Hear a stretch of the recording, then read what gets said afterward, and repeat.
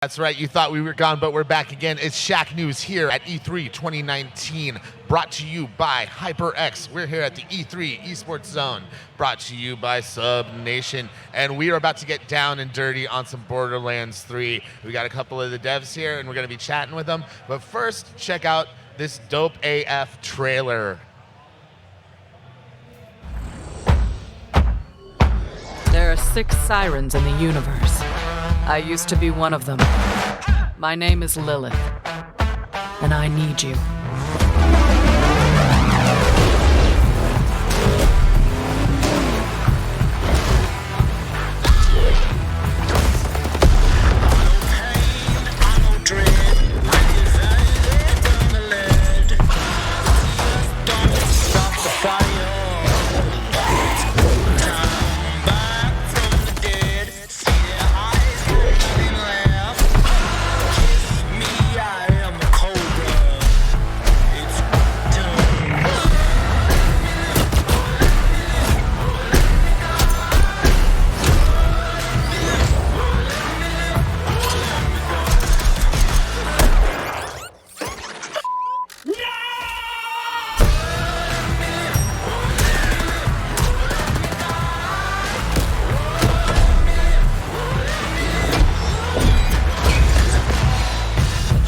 The Vault is a psycho cult.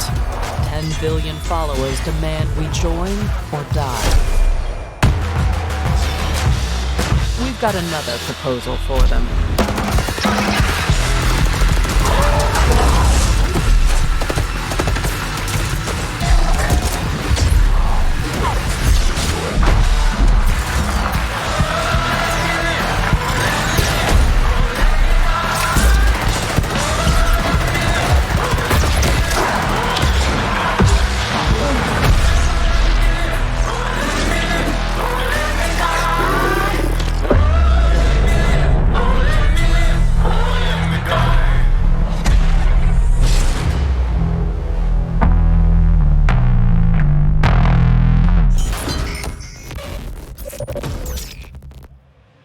And that was just a taste of the upcoming Borderlands 3, but right now we are about to dive deep, because I am here with one of the biggest Borderlands fans I know, co-hosting with me, Sexy Bill the cameraman. What's up, man? I'm excited to be here and talking Borderlands. I love it. Yeah. I want to applaud every time I watch that trailer. I just want to clap every time I see it. It is amazing, but unfortunately, Bill, you're not the most important people up here. Right now we got Anthony and Kayla from Gearbox here to talk with us in depth about how cool I think their game is. So I think your game is just the coolest. So can I say something real quick? Is that not one of the coolest trailers that you guys have ever seen? I know I'm a little biased, but watching that and the team just crushed how they developed that trailer. It's awesome. Yeah, well, I've probably watched it once every day of the con so far.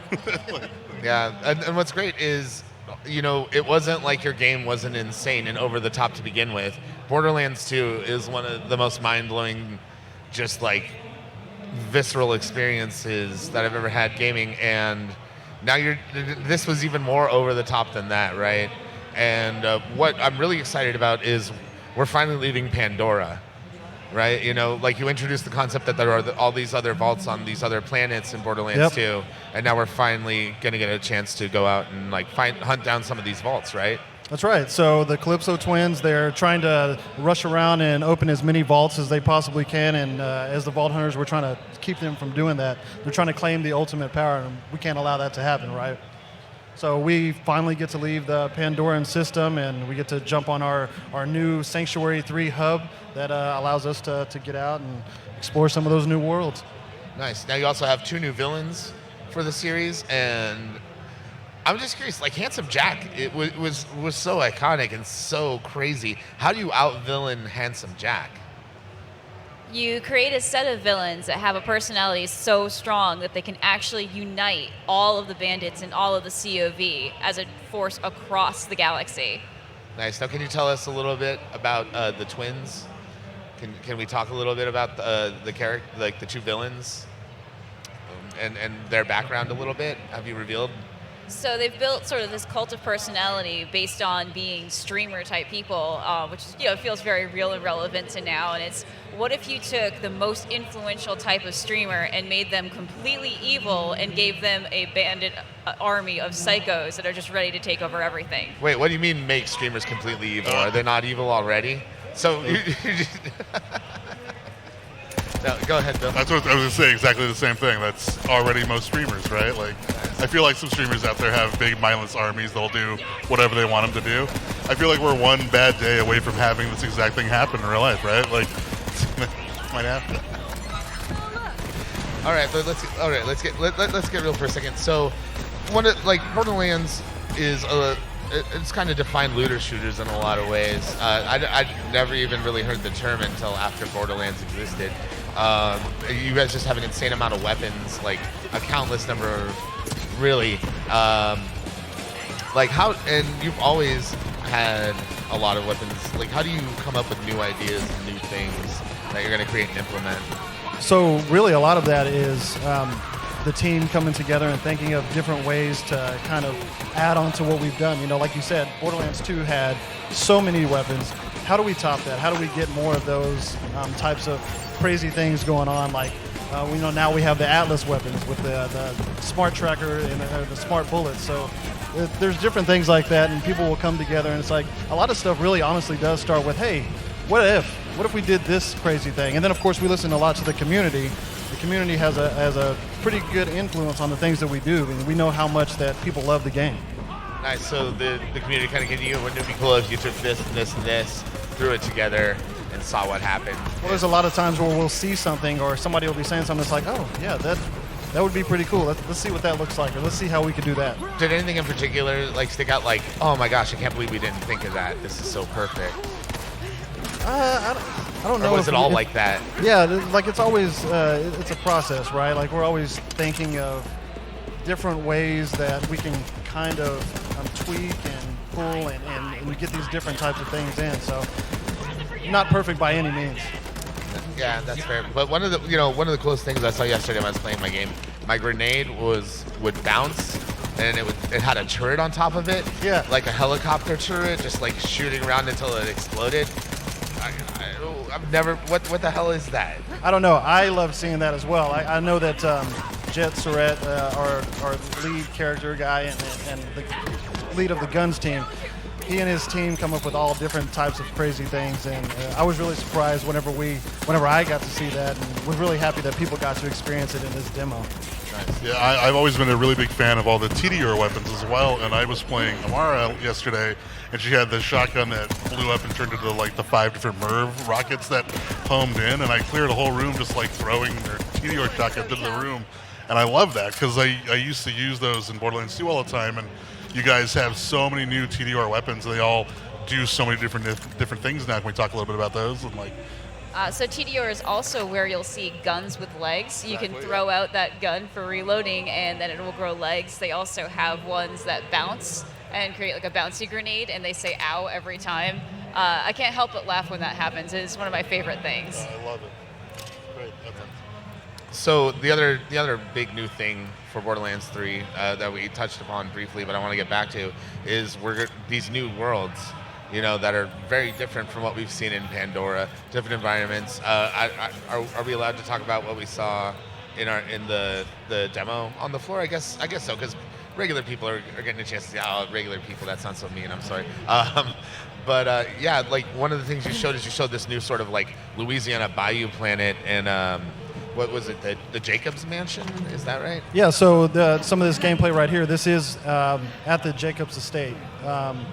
And as just like you mentioned, there's a lot of this kind of swamp, marshy, Louisiana Bayou type feel with a lot of standing water and hanging moss and things like that. It's a stark contrast to what we're used to on Pandora with all the deserts and rocks and things like that. Yeah, I mean, you guys definitely had a pretty eclectic mix of biomes in the last game, but this has got to really give you a chance to kind of everything's on the table now, right? Like you can kind of go anywhere and create anything you want, because it's almost like in the Star Wars universe where every planet seems to be like, oh, there's a planet full of trees. This planet's all ice. There's the sand planet. You know, you can kind of get away with creating like worlds that are independent, and you can do whatever you want. So we really wanted to make it feel like going to these different planets. You were truly exploring a whole galaxy. So each one will feel a little bit different. Here, giving some props to the lighting team and the tech art team for really giving this swampy bayou feel, that fog and the way the light comes in, and the whole day-night cycle is different from planet to planet. And you can see a lot of that in the background there with those trees sort of fogging out. And all of that stuff, those little details are what really make it feel like a different place. That's awesome. One of the other things that I noticed is I saw a lot of variety to the enemies. You know, even the bandits seem to have there's a lot more difference between all of them now. And there are female bandits as well, running all over the place. Yeah, we even have female bandits now. I noticed when I was playing, and I was like, "Oh wow, that's new and cool." Yeah, and that's kind of one of the things I was talking about as well. You know, like we'd be out here at things like E3 and these different conventions and see like there was a lot of the ladies dressing up as those psychos, and it's like, oh, hey, yeah, we should absolutely do that. Yeah, that it sounds took cool. me, like, I was taken aback at first because she came out and I was like, who's that? And she shot me. I was like, oh, I guess I have to shoot her. Like, okay, like equal opportunity for everybody. But yeah, kind of like what you're talking about. We want that variety. There's a lot of different enemies. There's a lot of different attachments to their faces and the types of gear that they're wearing, their jackets and different things like that to show that this is, like what Kayla said, a lot of these bandits are uniting and they have this cause working for the Calypsos. And that's not just the psychos. That goes across our creatures and other types of enemies. So you'll see that variety all across the games and all across the planet. Nice, yeah. I believe it was on this planet. We saw like a giant, it looked like a giant dinosaur creature that I did not want to get close to.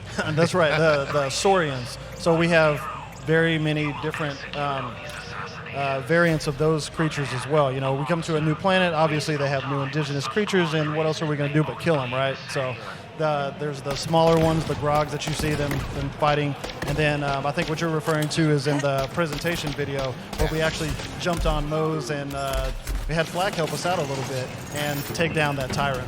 Nice, yeah. And we're still going to get to kill Skags though, right? Oh yeah, for sure. Okay, that's all that really matters to me. As long as Something else I want to touch on that it seems like a small tweak, but playing it yesterday, it's really big. The sliding and the mantling is a huge deal for me. Like the mobility options that opens up was really cool, and I was able to climb up to a guy who was trying to snipe me and then jump off and slide it to cover. Like just having those new options for mobility just really makes the game play differently. It feels different, and it just feels fresh, but it's all the same, and I loved it. Can we talk about that?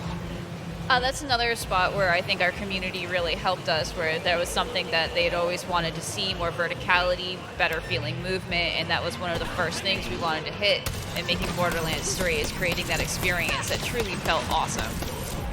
Yeah, and our leads, Graham Timmons and Mike Davis, those guys, their teams have done a really good job of building out those different spaces and building out that combat. So like what you're talking about in the demo that we're showing over at our booth, whenever I go through that, I probably go 3 or 4 different ways every single time, because you can kind of slide up and then mantle on the side. You can go over, you can go under. There's a lot of different ways, and then you can also jump down and do like the butt stomp. Yeah, I was having fun with Amara just using her slam attack, like getting high and jumping off and hitting people. It's a lot of fun. Now, one of the other things that you're showing off here is we're getting a deeper dive with one of the new playable characters as well, the new gunner class.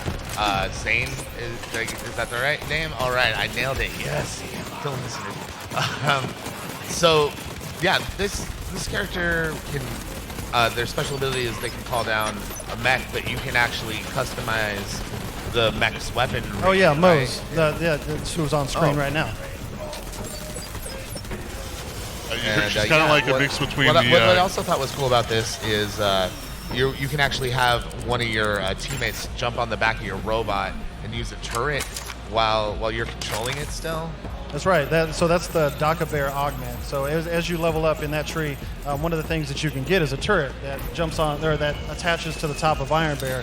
So that what you were talking about with the Tyrant, that's what we were kind of showing off there, is that now Moses has equipped her Iron Bear, and she's out shooting and destroying things with both of her hard points.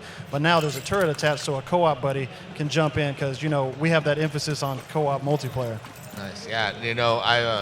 I played as Zero in Borderlands 2, and I played as Mordecai in the first one. So I've really been eyeing Flak up to this point, because it feels like a combination of both of those characters in a lot of ways. Are these new archetypes sort of were they based off of like blendings of the previous two games' archetypes in order to sort of create like the best of both worlds feel, or did you just kind of be like, we haven't really done this yet, why don't we try it out? Like, where did you come up with the archetypes? So I think a lot of it is really like, how do you want to play? We want to make games that we really enjoy, that we can go home and dive, hundreds of hours into ourselves as well.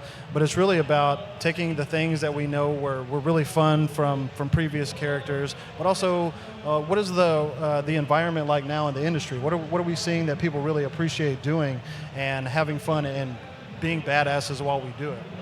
That's awesome, Bill. Now, before we run out of time, Bill, I know you had a few questions that you were hoping to get answered. So, Borderlands has such an open and big story element to it. It's really character-driven and story-driven, and a lot of people might not know that if they're not used to it. And I was wondering, we've seen certain characters from both the pre-sequel in terms of Aurelia's and some of the footage, and we've seen both Reese and Vaughn in the trailers and some gameplay. And I'm just wondering, are we going to see anybody else like Janie Springs or Fiona from Tales? I want to know what's going on with all those guys, and I was wondering if you could tell us if we're going to see any more characters from either of those two games. On September 13th, and you'll find out. All right, that's what I like to hear. I'm happy. Yeah, that's what I was hoping the answer would be. So I can't wait. Yeah, but let's talk a little bit about Sanctuary. Like you got Sanctuary 3 in this game. Lets you do hub world. It's a spaceship. It's not just a town. Can we talk a little bit about like who's on the ship and what we're gonna find on there at all? Yeah. So it is our hub map, so there are areas that the player can customize. Each one of the player characters has their own room that's themed to that character, and you can also pick up things along the way to decorate your room, which is really cool. You'll find some familiar faces in there, and even be able to pick up missions on the hub map. But also you'll use that spaceship to go to different places and go to the different planets throughout the galaxy. And it's really cool because you actually get a view of those planets from Sanctuary. So you get another nice little piece of art there that really helps you feel like you're immersed in this world of galactic travel. Nice. You've also added like charms and trinkets as well. Those have more of an effect on the gameplay, obviously, but yeah, there seems to be a lot more customization options this time around, just in general, with customizing your costumes or outfits, as well as customize. Now you guys are adding weapon skins as well, right? That's right. So it's really just about looking cool, right? Like these are just little things that you can find through completing missions, doing a lot of the challenges, kind of like what Kayla was talking about. There's things like the rare spawns that you can interact with and go on back on Sanctuary, and those are just ways to add that a little bit of flair to your guns. I mean, you're going to pick up a ton of guns whenever you're playing through the game, right? And the weapon skins, yeah, those are really exciting because those are the global skins. So whenever you collect it, it'll make it to where now you can attach that to any and every gun that you pick up throughout your campaign. Yeah, so I'm kind of curious because you go through so many guns in this game. You're constantly swapping stuff out. Once you've selected a skin, the next gun you pick up, can you set it to automatically switch to that skin every time, or will some skins just be for certain types of guns or certain types of weapons? So whenever you take it, you can apply it to any gun that you get. So if I get, for example, we showed off the gold weapon skin.